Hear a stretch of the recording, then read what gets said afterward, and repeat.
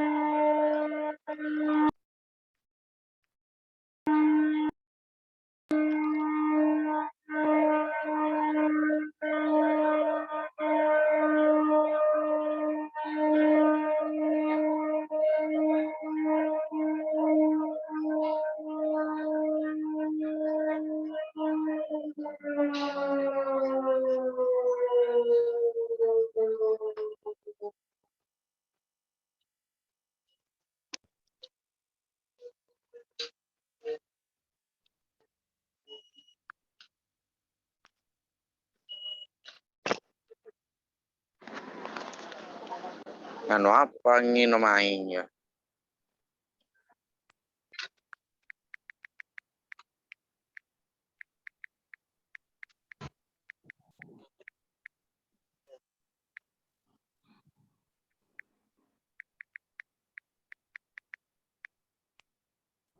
Lapo. Kaya ito pa. Sombong ito. Ito sombong luwe. Sombong luwe. Tadi gak fokus tuh. Yoi. Pertemuan antar besan nih.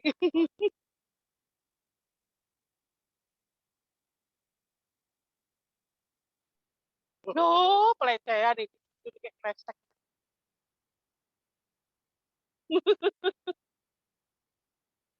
Cuma dia gak gue.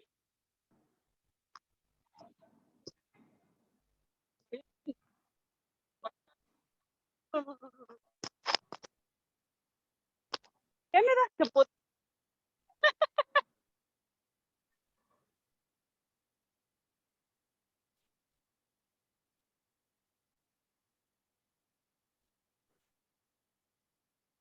Ini dicoba mek kita toh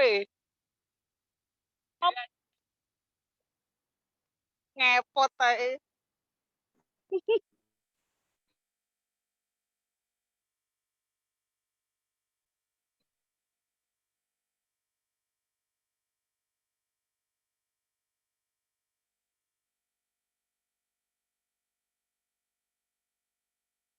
Malah jalan-jalan.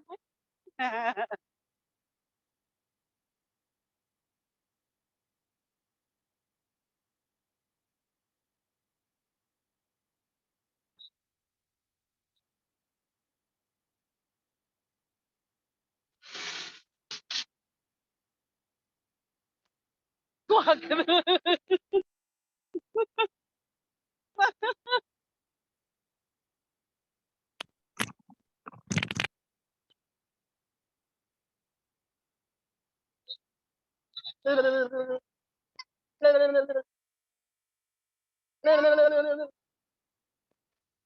Loh, besok apa sih? Besok apa? Terus, siapa sing keri? Loh, lah kok dikerek. Oh, Sekarang apa dikira itu? Aduh, saya kira boleh ya apa? Ara.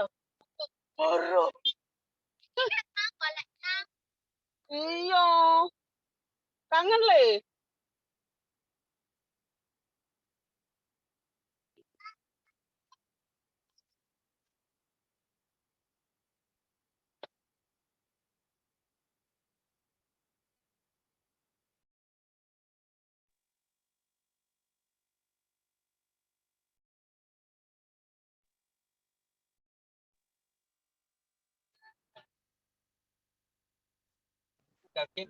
Apa? Kasa? Harus mulai cross.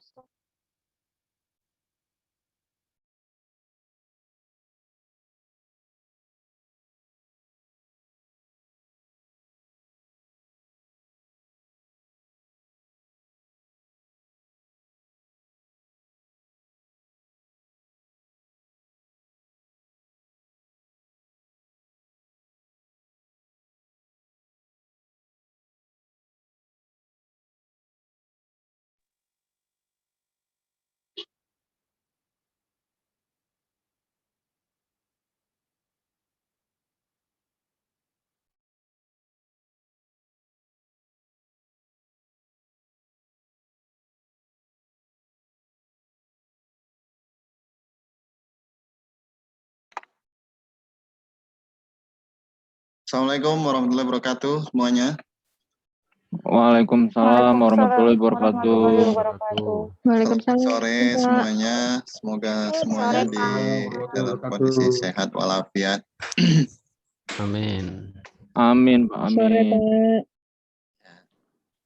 Sudah 21 partisipan nih.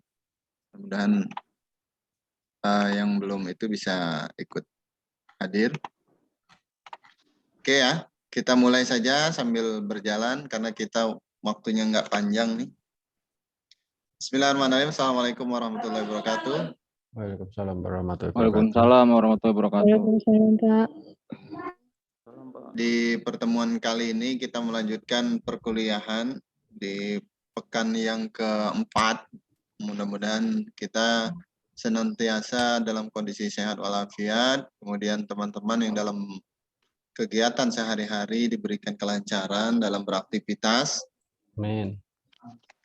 Kemudian kita dihindarkan dari kondisi saat ini yang masih melanda Indonesia. Kita dilindungi dari pandemi COVID-19. Oke ya.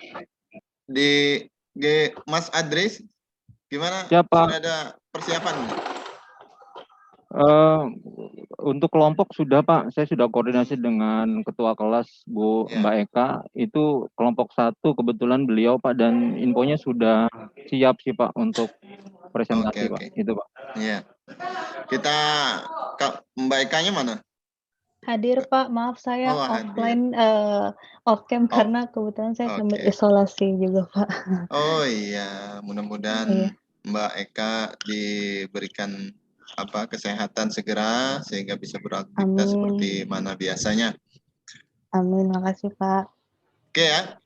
Timnya siapa aja Mbak Eka? Timnya itu saya boleh share screen nggak Pak ini? Boleh, silahkan. Langsung aja deh yang dibuka ya. Ya, Karena waktu boleh, kita Pak. nggak panjang, kita mulai dari saya serahkan sama Mbak Eka dan teman-teman, kita sama-sama menyimak. Boleh, silakan. terima kasih Pak.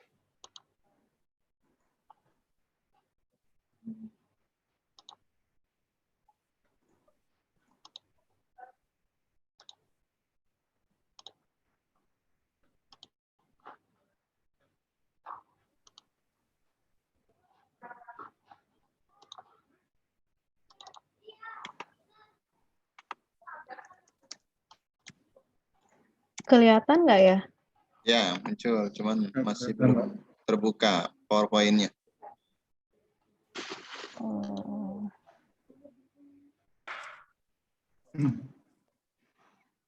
Sudah muncul? Belum, karena PowerPoint-nya dibuka dulu, baru share screen. Sudah Pak. Sudah terbuka sih Pak. Maksudnya di di stop dulu, dibuka terlebih dahulu, baru share screen gitu. Biasanya gitu. Oh gitu ya. Oke, coba saya Jangan ulang kalau gitu. share screen belum dibuka. Oke.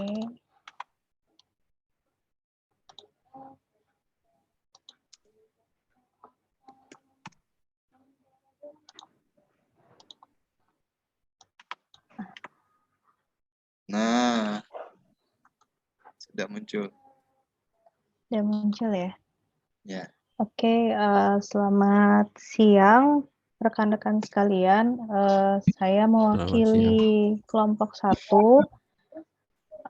Materi hari ini pembahasannya mengenai aset tetap, aset sumber daya alam, dan aset tak berwujud. Izinkan saya memperkenalkan kelompok saya. Itu yang pertama ada Bapak Yogi Andriansyah, kedua ada Mbak Syanas Alia Putri, ketiga ada Mas Ansar Abdullah, keempat saya sendiri, Eka Marcelani, dan kelima ada Mbak Yanti Simamora. Kemudian untuk presentasi hari ini akan dibawakan oleh Mas Ansar di slide pertama sampai dengan slide 11, kemudian dilanjutkan dengan Mbak Yanti Simamora. Oke, untuk Mas Ansar, bisa langsung disampaikan materi presentasinya.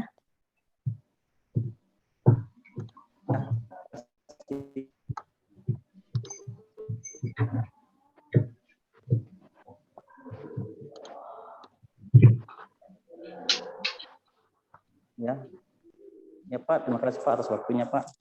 Oh ya, silakan. Pengertian depresiasi. Konsekuensi atas penggunaan aset dan aktiva tetap hingga mengalami penurunan kualitas. Sedangkan dalam pemahaman akuntansi, depresiasi adalah proses alokasi dana yang didapat dari aktiva tetap sebagai biaya operasional atau produksi yang ditimbulkan dari pemakaian aktiva. Ya, yang berikutnya slide ketiga. Penjelasan dalam akuntansi perusahaan, depresiasi akan memberikan pengaruh besar. Salah satunya karena akumulasi dari nilai penyusutan pada depresiasi akan memberi pengaruh untuk nilai buku di neraca. Depresiasi pada aset yang digunakan akan mempengaruhi total laba bersih karena diperhitungkan sebagai pengeluaran atau beban biaya dalam laporan keuangan. Yang berikutnya, contoh aset yang mengalami depresiasi adalah tanah, bangunan kantor, kendaraan, pabrik, mesin manufaktur, perabotan, komputer, dan laptop. Ya, berikutnya karakteristik depresiasi. A. Penurunan nilai pada aset tetap.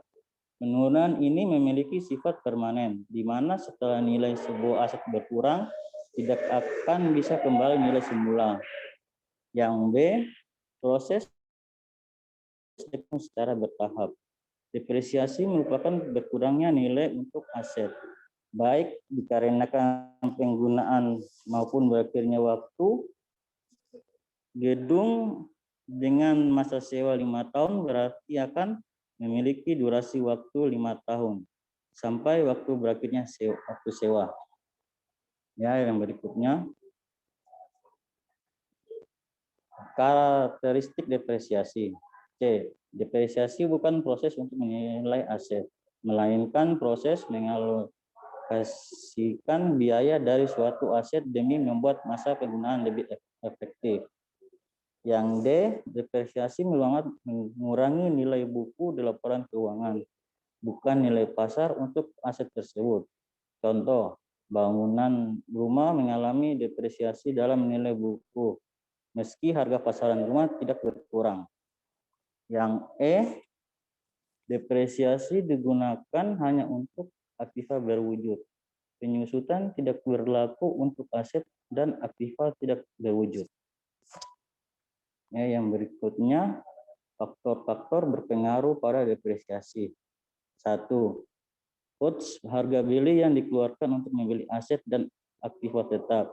Yang kedua, residu aktiva total yang akan diterima bila aset tersebut dijual atau cara lain ketika aset tidak bisa digunakan lagi. Yang ketiga, estimasi penggunaan waktu manfaat sebuah aset. Yang berikut pengertian sumber daya alam. Mencakup sumber daya yang di atas tanah dan cadangan, di bawah tanah seperti minyak, gas, dan mineral. Biaya perolehan aset sumber daya alam dicatat di neraca. Depresi atas aset tersebut dibebankan sebagai beban pada laporan laba rugi, yang mana jurnal terkait mengurangkan biaya perolehannya di neraca. Sumber daya alam diklasifikasikan sebagai aset jangka panjang dan berbeda dari aset tetap lainnya yang dapat didepresiasi karena secara fisik diambil selama operasi perusahaan dan hanya dapat diganti melalui proses alami. Yang berikutnya, pengertian aset tidak berwujud. Hak keunggulan dan keuntungan kompetitif yang dihasilkan dari kepemilikan atas aset jangka panjang dan tidak memiliki bentuk secara fisik. Bentuknya, hak yang diberikan pemerintah seperti hak paten, hak cipta, dan merek dagang, di mana harga pembelian mencakup pembayaran untuk atribut-atribut menggunakan milik perusahaan yang diambil alih.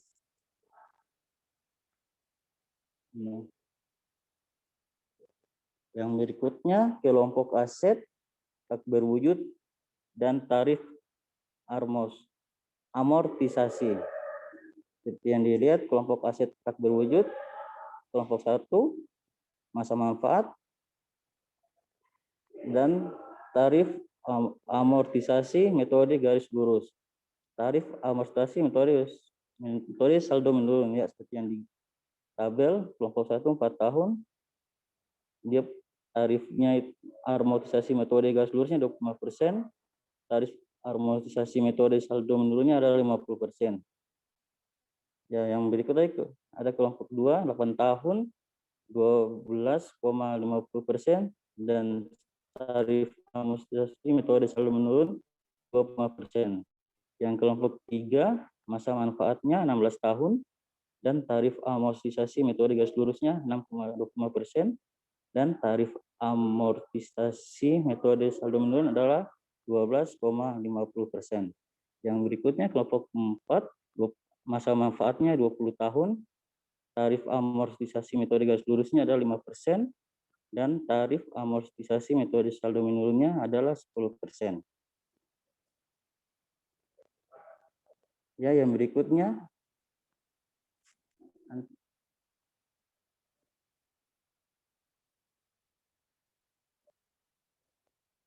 metode menghitung depresiasi.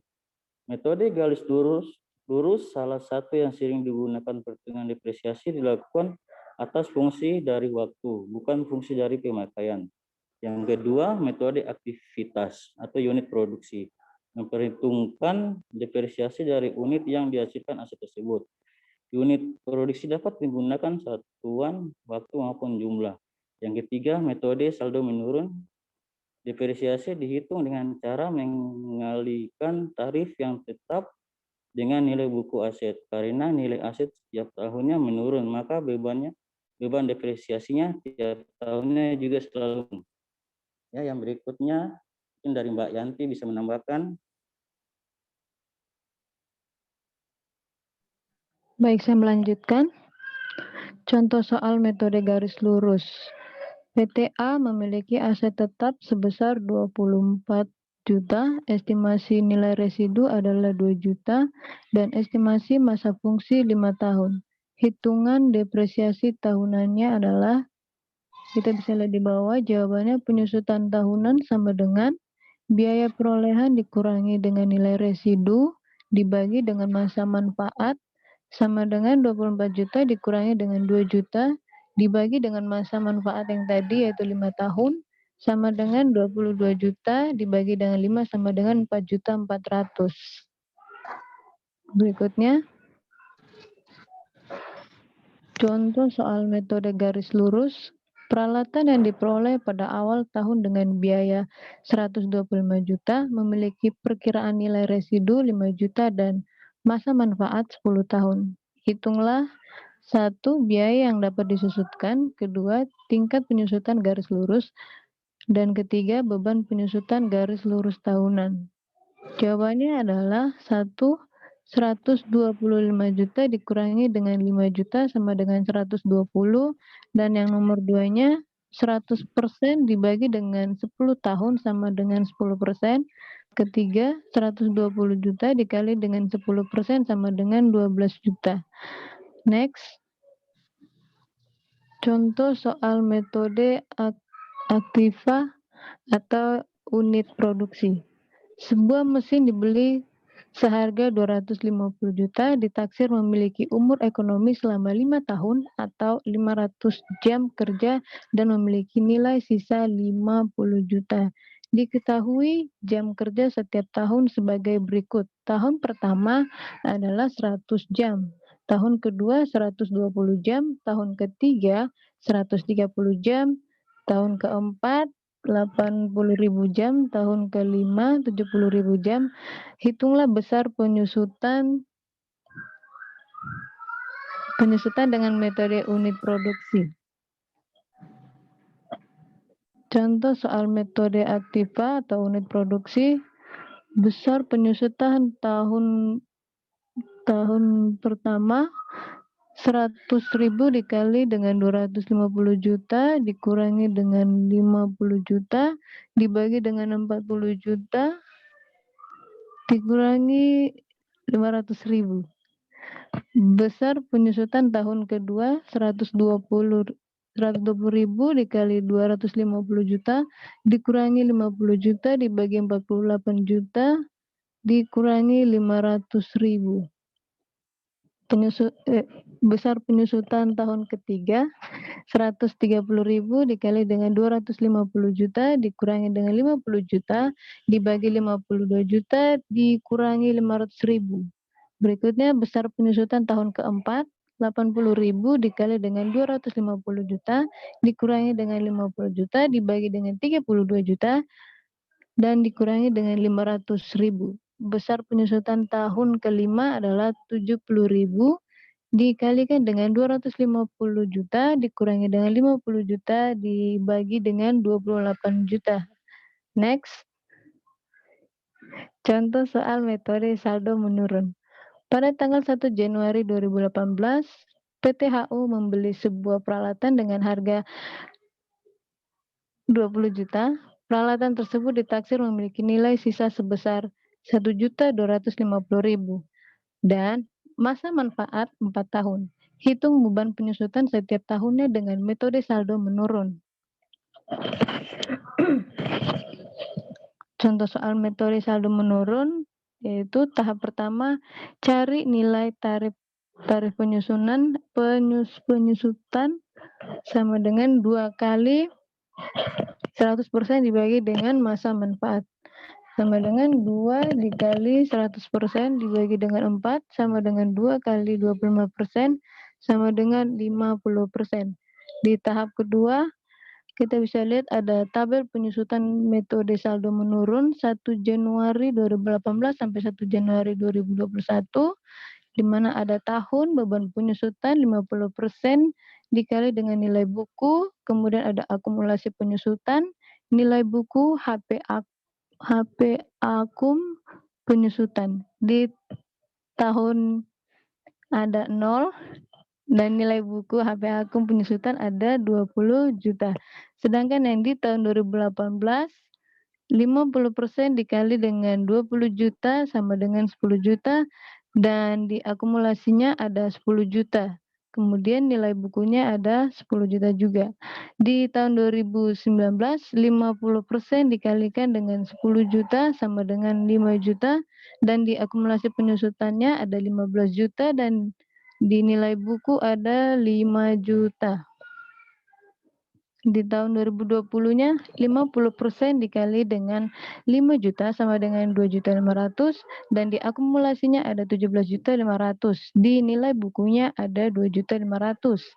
Sedangkan di tahun 2021 beban penyusutannya 50% dikali dengan 2.500.000 sama dengan 1.250.000 dan akumulasi penyusutannya ada 18 juta 7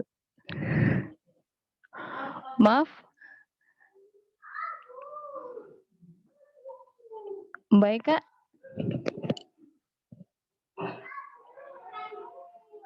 Ya, Mbak Yanti. Sepertinya hilang. Hilang ya?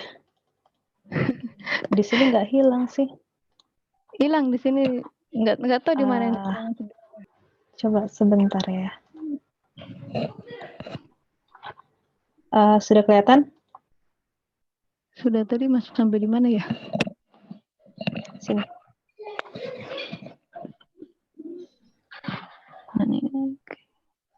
Di mana? Oh, yang di tahun 2021-nya 50% dikali dengan 2.500.000 sama dengan 1.250.000 dan diakumulasinya ada 18.750 dan nilai bukunya ada 1.250.000. Nextnya, contoh soal metode saldo menurun. Tanggal 1 Oktober 2018, PT HO membeli mesin dengan harga 160 juta. Mesin tersebut ditaksir memiliki nilai sisa sebesar 13.063.680 dan memiliki masa manfaat 5 tahun. Hitung beban penyusutan mesin setiap tahunnya dengan metode saldo menurun. Contoh soal metode saldo menurunnya. Tahap pertama, cari nilai tarif penyusutan sama dengan 2 kali 100% dibagi dengan masa manfaat. Sama dengan 2 kali 100% dibagi 5. Sama dengan 2 kali 20% sama dengan 40%. Di tahap kedua, kita bisa melihat tabel penyusutan metode saldo menurun pada tanggal 1 Oktober 2018 sampai 1 Oktober 2023. Di situ ada tabel tahun, beban penyusutan, akumulasi penyusutan, nilai buku. Yang di tahun 2000, yang itu ada angka 0 ya. Nilai bukunya 160 juta dan di tahun 2018-nya 40% dikali dengan 160 juta dikali dengan 3/12 sama dengan 16 juta. Akumulasinya adalah 16 juta. Sedangkan di nilai bukunya adalah 144 juta. Di tahun 2019-nya 40% dikali dengan 144 juta sama dengan 57 juta 600.000 dan akumulasinya 73.600.000 dan nilai bukunya 86.400.000. Di tahun berikutnya 40% dikalikan dengan 86.400.000 sama dengan 34.560.000 dan diakumulasikan 108.160.000. Sedangkan di nilai bukunya adalah 51.840.000. Di tahun 2021, 40% dikalikan dengan 51.840 sama dengan 20.736.000 dan diakumulasikan 128.896.000 dan nilai bukunya adalah 31.104.000. Di tahun 2022 ada 40% beban penyusutan dikali dengan 31.104.000 sama dengan 12.441.600. Diakumulasinya 141.337.600 dan nilai buku 18.662.400. Di tahun berikutnya ada 40% dikali dengan 18.662.400 dikali 9 per 12 sama dengan 5.598.720, akumulasinya 146.936.320 rupiah. Nilai bukunya 13.063.680. Next. Contoh soal sumber daya alam. PT PE menanamkan dana sebesar 5 juta dolar dalam tambang yang diperkirakan memiliki 10 juta ton batu bara dan tanpa nilai sisa. Pada tahun pertama, 800.000 ton batu bara telah digali dan dijual. Jawabannya biaya depresi per ton batu bara sama dengan HP dikurang NS dibagi dengan total estimasi seluruh unit. Sama dengan 5 juta dolar dikurangi dengan 0 dan dibagi dengan 10 juta. Sama dengan 0,50. Biaya depresi tahunan sama dengan depresi per unit dikali dengan jumlah unit yang berhasil dijual atau digali sama dengan 0,50 dikali dengan 800.000 sama dengan 400.000. Berikutnya. Contoh soal aset tak berwujud. Tanggal 4 April 2020, PT SP membeli franchise sebuah perusahaan dagang PT IA seharga 150 juta selama 5 tahun. Buat perhitungan amortisasi franchise tersebut menggunakan metode garis lurus. Tahun 2010 dibagi dengan 25% dikali dengan 150 juta sama dengan 37.500.000 dan di tahun berikutnya di tahun 2011 25% dikali dengan 150 juta sama dengan 37.500 dan di tahun berikutnya 25% dikali dengan 150 sama dengan 37.500 dan di tahun berikutnya 25% dikali dengan 150 juta sama dengan 37.500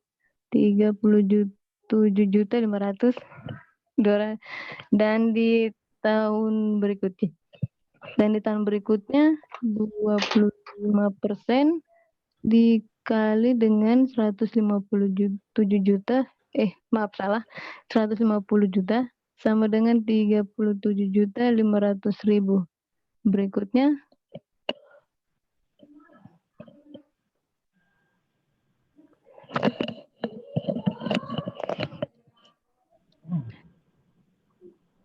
Contoh soal aset tak berwujud. Menggunakan metode saldo menurun. Tahun 2010, 50% dikali dengan 150 juta sama dengan 75 juta. Di tahun 2011, 50% dikali dengan 150 juta dikurangi dengan 75 juta sama dengan 37.500.000. Di tahun 2012, 50% dikali dengan 75 juta dikurangi dengan 37.500 sama dengan 18.750. Di tahun 2013, 50% dikali dengan 37.500.000 dikurangi dengan 18.750 sama dengan 9.375. Di tahun berikutnya ada 50% dikali dengan 18.750 dikurangi dengan 9.375.000 sama dengan 4.687.500 rupiah. Berikutnya. Contoh soal aset tak berwujud. Perusahaan membeli hak penggunaan merek A dengan membayar tunai 100 juta dan berhak menggunakan merek A selama 5 tahun. Beban amortisasi per tahun adalah 20 juta. Akhir tahun pertama, beban amortisasi sama dengan 20 juta.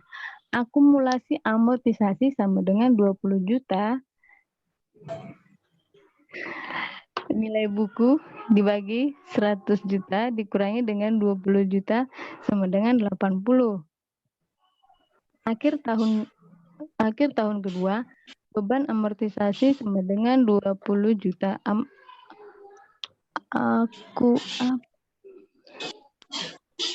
Akumulasi amortisasi sama dengan 20 juta ditambah dengan 20 juta sama dengan 40 juta. 100 juta dikurangi dengan 40 juta sama dengan 60 juta. Di akhir tahun ketiga, beban amortisasi sama dengan 20 juta. Akumulasinya amortisasi sama dengan 40 juta ditambah dengan 20 juta sama dengan 60 juta. Di sini 100 juta dikurangi dengan 60 juta sama dengan 40 juta. Akhir tahun keempat, beban amortisasi sama dengan 20 juta. Akumulasinya 60 juta ditambah 20 juta sama dengan 80 juta. 100 juta dikurangi dengan 80 juta sama dengan 20 juta. Akhir tahun kelima, beban amortisasi sama dengan 20 juta. Akumulasi amortisasinya 80 juta ditambah 20 juta sama dengan 100 juta. 100 juta dikurangi 100 juta sama dengan 0. Kosong artinya. Baik, terima kasih. Mungkin sampai di sini saja. Saya kembalikan lagi ke Mbak Eka. Oke, terima kasih Mas Ansar dan Mbak Yanti. Demikian presentasi dari kelompok 1. Jika ada koreksi ataupun yang ingin didiskusikan, disilahkan. Oke, silakan dari teman-teman barangkali ada yang perlu ditanyakan atau didiskusikan. Sebaiknya diskusi ya, biar kita sama-sama memahami, menambah keilmuan yang kita miliki. Silakan. Saya dulu. Izin. Silakan. Ya, Mbak Aika, terima kasih atas presentasinya ya, bagus sekali. Ada panjang 24 halaman juga. Panjang, Pak. Panjang banget. Wah, mantap berarti itu. Dibuat dengan serius. Bukan habis itu bingung jawabnya nanti. Ya, saya minta apa di slide awal bisa nggak yang tadi ada aset tetap itu yang mengalami depresiasi itu saya lihat tadi ada termasuk tanah di atas. Di awal mungkin slide 2 atau 3. Oke, sebentar. Slide Ini 4 ya? kalau nggak salah Mbak Eka. Ya. Nah, kalau tidak salah aset tetap yang mengalami depresiasi itu yang tidak berwujud, yang masa penggunaan lebih 1 tahun. Kemudian ada kecuali sebenarnya di sana tanah, karena tanah itu tidak mengalami depresiasi, tapi justru nilai NCIP-nya itu meningkat ya. Mengkoreksinya Pak Rahman. Ya. Sepertinya tanah itu tidak masuk sih. Ya, itu pengecualian ya, tanah itu memang aset tetap. Tapi memang tanah itu kan ya kita sama tahu lah saat ini itu patokannya di tanah itu kan selama NJOP-nya naik terus maka tidak akan mengalami penyusutan kecuali memang di daerah tersebut, lingkungan tanah-tanah tersebut mengalami bencana. Nah, atau seperti kita bisa lihat di Sidoarjo, lumpur lapindo itu, maka nilai tanahnya akan berbeda perlakuannya. Nah, itu pengecualian kan kalau tanah.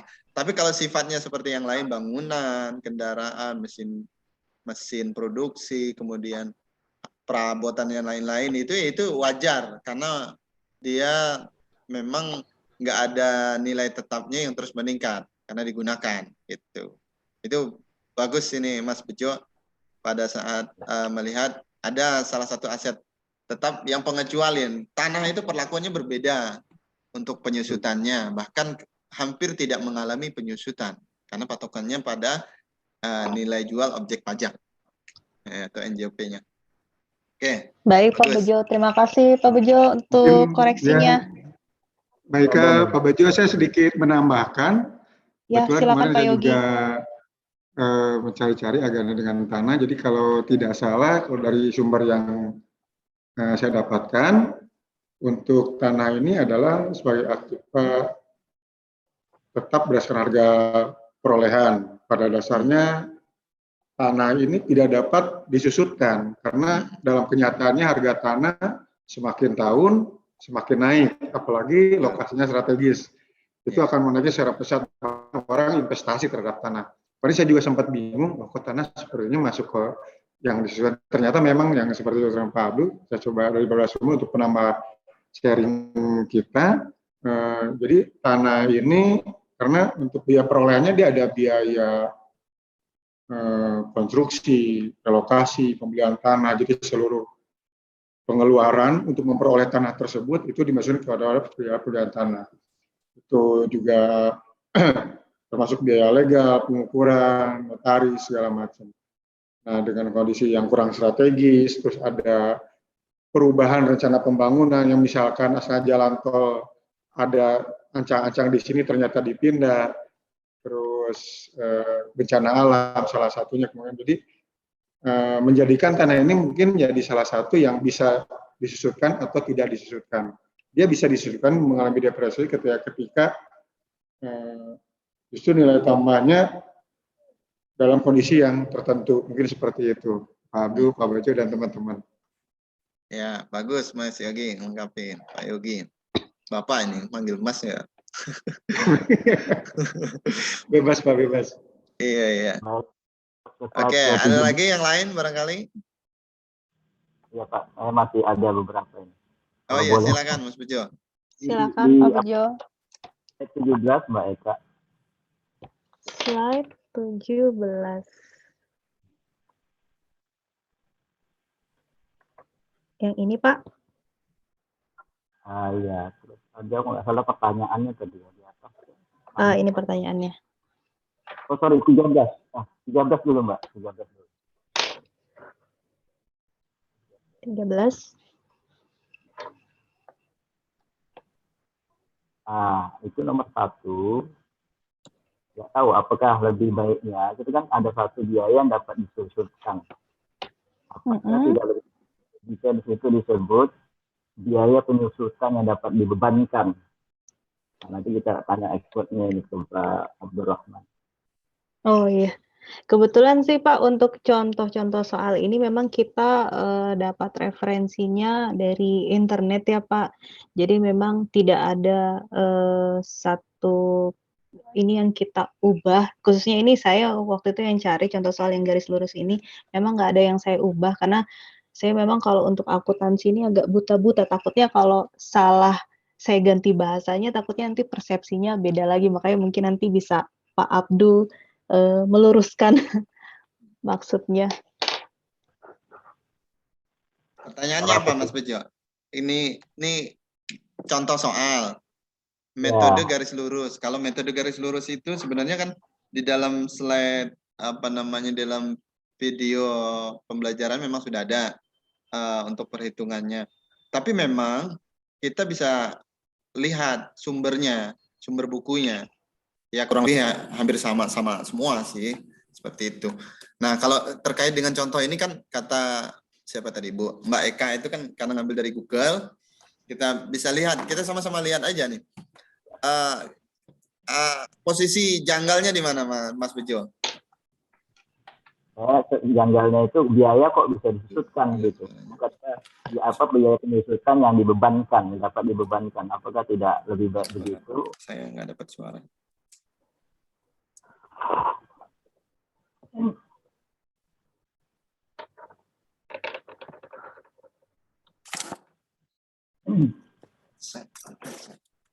Tapi kalau sudah dapat dari sumber buku mungkin ya udah benar lah. Gitu kan.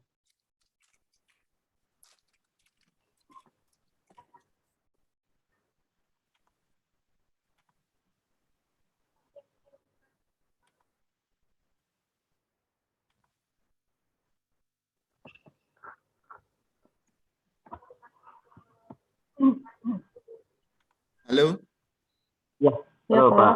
Ya, gimana Mas Bejo? Ya,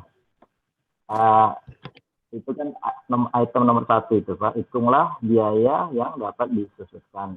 Ya. Apakah memang biaya itu bisa disusutkan? Apakah tidak lebih baik di situ berapa nilai penyusutan yang dapat dibebankan? Ya, mungkin kalimat itu penyusunan kalimatnya. Ya, betul itu. Biaya ya memang mungkin maksudnya bukan biayanya yang ditanyakan, tapi mungkin biaya penyusut ini biaya yang dapat disusutkan itu belum bentuk pertanyaan gitu. Hitunglah biaya yang dapat disusutkan. Di sini kan diketahui peralatan yang diperoleh pada awal tahun dengan biaya. Berarti biaya peralatan, penyusutan peralatan itu berapa yang ditanyakan berarti. Tuh. Oke, nggak masalah. Nah, ini terakhir nih, yang terakhir. Saya tanya Mbak Eka ya, untuk diskusi kita juga. Di slide nomor 17. Slide berapa, Pak? 17. 17, oke. Nah, metode saldo menurun, itu kalau nggak salah di pelajaran sebelumnya, itu dia mengabaikan nilai residu. Jadi itu hasilnya mestinya 0.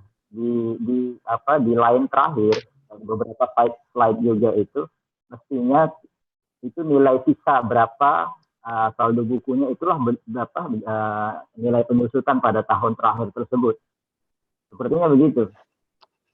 Metode saldo menurun.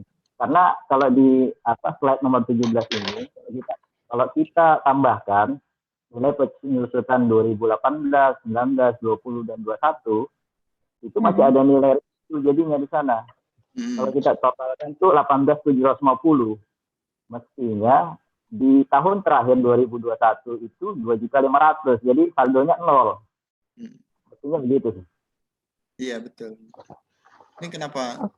Kok nggak habis sih? Iya, harusnya 0 ya. Oke, baik Pak Bejo, buat koreksi dari kami Pak Jo. Nih kayaknya salah ngutip ini. Harusnya memang habis, tapi nggak habis ini. Masih ada sisa. Jadi berarti Pak, kalau untuk saldo menurun itu berarti di akhir tahunnya di paling bawah itu berarti memang harus sisanya 0 gitu ya Pak ya? Enggak, ketemu angkanya sama. Berarti yang di terakhir itu sama. Sehingga bukan hasilnya 0, tapi pas yang terakhir gitu. Seperti ini 2.500.000 ini. Akhir itu ya 2.500.000. Jadi hasil akhirnya akumulasi penyusutannya 0.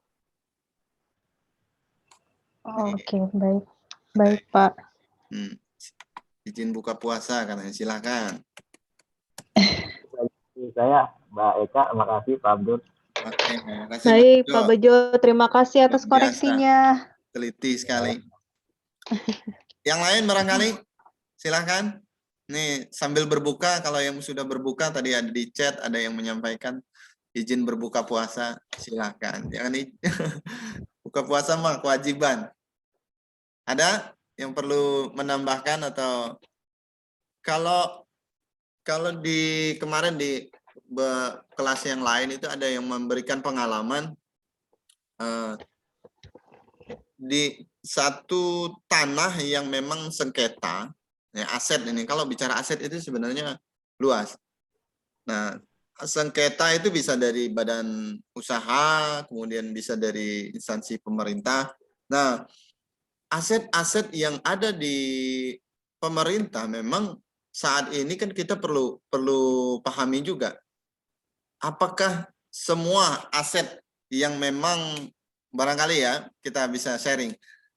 Pada saat instansi itu membeli suatu peralatan dengan masa manfaat 5 tahun, apakah pada saat selesai 5 tahun itu dinilai habis barang yang tersebut? Kemudian yakin itu benar-benar habis. Kalau memang tidak habis masa manfaat, kan kalau kendaraan itu kan nggak, walaupun masa manfaatnya 5 tahun, nggak mungkin itu kendaraan itu kalau apalagi sistem instansi pemerintah dengan perawatan yang memang begitu intens sehingga pasti pada saat habis masa manfaatnya masih bisa digunakan.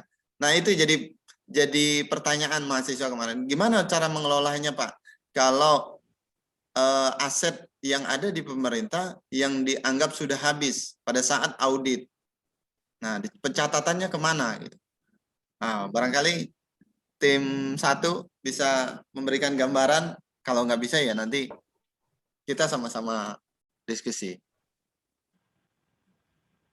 Mungkin untuk yang lain, kelompok 1, Mbak Synas atau Mas Ansar atau Pak Yogi mungkin bisa beri tanggapan.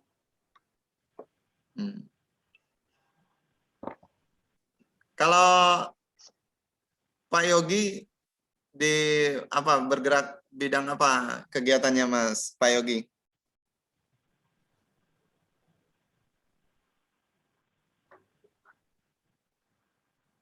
Di salah satu perusahaan swasta di Tangerang, Pak. Oh iya. Jasa. Kirain di instansi pemerintah. Biasanya yang punya kans itu punya pengalaman di pemerintahan bisa menjelaskan gitu. Gitu. Belum pernah sih kalau pemerintah. Mas Bejo punya gambaran? Kalau jujur saja Pak, kalau pemerintah saya nggak tahu. Kalau swasta ya tahulah sedikit saya. Ya kalau pemerintahan itu kan sistemnya kan dia walaupun sudah habis masa manfaatnya ketika diaudit dia tetap dicatat di neraca sehingga barang yang sudah ada itu pada akhirnya akan hilang nantinya dilelang. Nah, itu yang dilakukan sistem saat ini di instansi pemerintahan, barang yang dicatat habis masa manfaatnya tapi akan dicatat sebagai bahan lelangan nanti. Nah, itu maka saya juga awal-awal bertanya-tanya, terus dikemanain barang yang sudah ada? Nanti kan seperti kejadian yang kemarin masih hangat itu aset yang terbawa pulang gitu, itu kan lucu juga itu. Masa terbawa, maksudnya sengaja dibawa ya pastinya, nggak mungkin terbawa gitu. Itu perlakuan untuk aset. Memang sedikit berbeda dengan badan usaha swasta memang kalau instansi pemerintah. Itu. Kalau swasta perlakuannya ya kurang lebih pasti berbeda ya. Kalau swasta karena dia dipakai terus selama masih bisa digunakan untuk bahan produksi akan digunakan terus gitu. Sampai rusak baru Nah, betul. dijadikan besi tua biasanya, Pak. Iya, besi tua. Oke. Ada lagi barangkali melengkapi diskusi pada sore hari ini sebelum nanti kita sudahi karena puasa, nggak usah berlama-lama kita.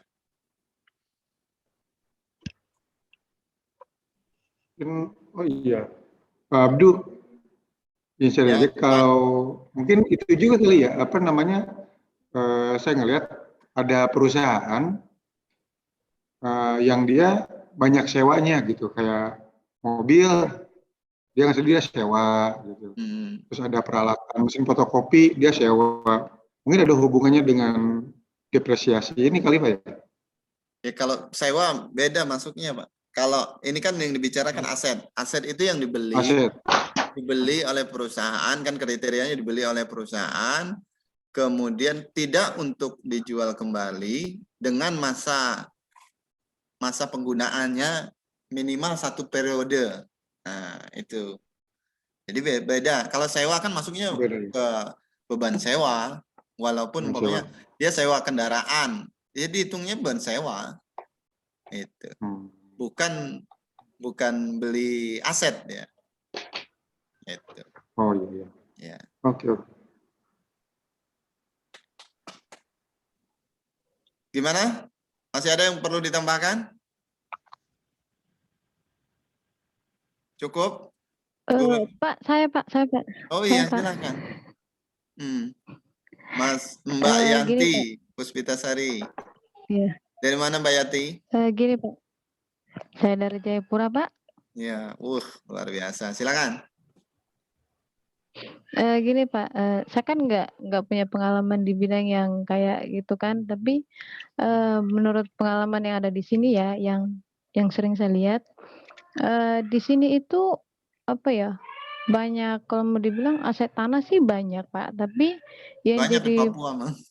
Oh banyak Pak, banyak. Tapi permasalahannya gini Pak, maksudnya ada nggak hubungan antara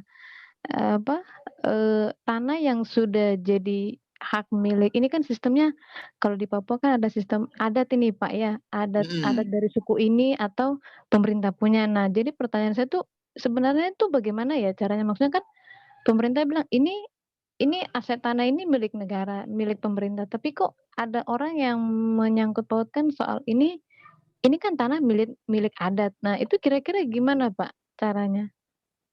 Iya, itu menarik juga nih. Kalau di Papua mungkin ya, Ya, kalau di Indonesia aset itu ya memang kaitannya tercatat. Nah, tercatat di negara apa enggak, diakui apa enggak gitu. Pembuktiannya seperti apa? Ya sertifikat tanah kalau aset gitu. Kalau dia mengakui punya adat itu kan sifatnya bukan nasional, hanya kewilayahan. Ya mungkin penggunaannya secara pengakuannya di adat gitu. Tapi memang di negara pun nggak bisa kaku gitu. Kalau saya perhatikan ya untuk saat ini umpamanya nggak bisa nih di Papua pokoknya harus punya negara gitu. Yang nggak bisa seperti itu juga perlakuan negara gitu. Karena di daerah tertentu memang ada adat-adat tertentu gitu yang memang nggak bisa kita tawar juga, karena kalau dipaksakan nanti akan memunculkan masalah-masalah berikutnya. Sehingga perhitungan aset kalau mengacu kepada negara ya perhitungannya tetap di aset tetap dalam PSAK 16 gitu. Ketika nanti kondisional mengikuti, entah itu mengikuti kondisi perusahaan atau mengikuti kondisi kewilayahan tertentu sesuai dengan adat di daerah tertentu gitu, itu ya silakan aja. Tapi acuannya tidak sunnah PSAK gitu, tidak mengikuti aturan PSAK. Gitu. Apalagi di Papua kan kemarin saya dapat info, ternyata di Papua itu masih banyak aset-aset peninggalan Belanda gitu, yang justru diakui oleh warga negara, diakui padahal secara perizinan itu sudah habis. Jadi dilaporkan lagi, didaftarkan lagi, itu muncullah sengketa sehingga itu masuk ke pengadilan gitu. Itu ada gitu di Papua khususnya masih. Kalau di Jakarta sih ya udah habis tanah-tanah seperti itu, udah hampir luar biasa. Bahkan di atas kali itu bisa jadi rumah gitu. Kalau di Jakarta.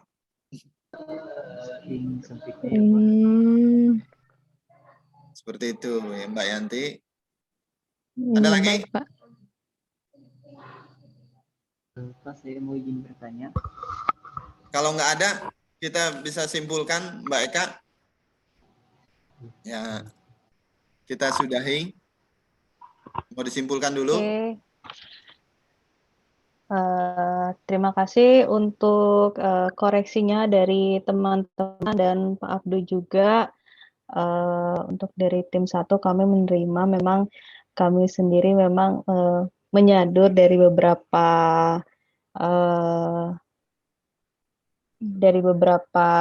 sumber ya, memang ya mungkin kami sendiri belum terlalu teliti untuk mengolah datanya sehingga masih banyak kekurangan-kekurangan.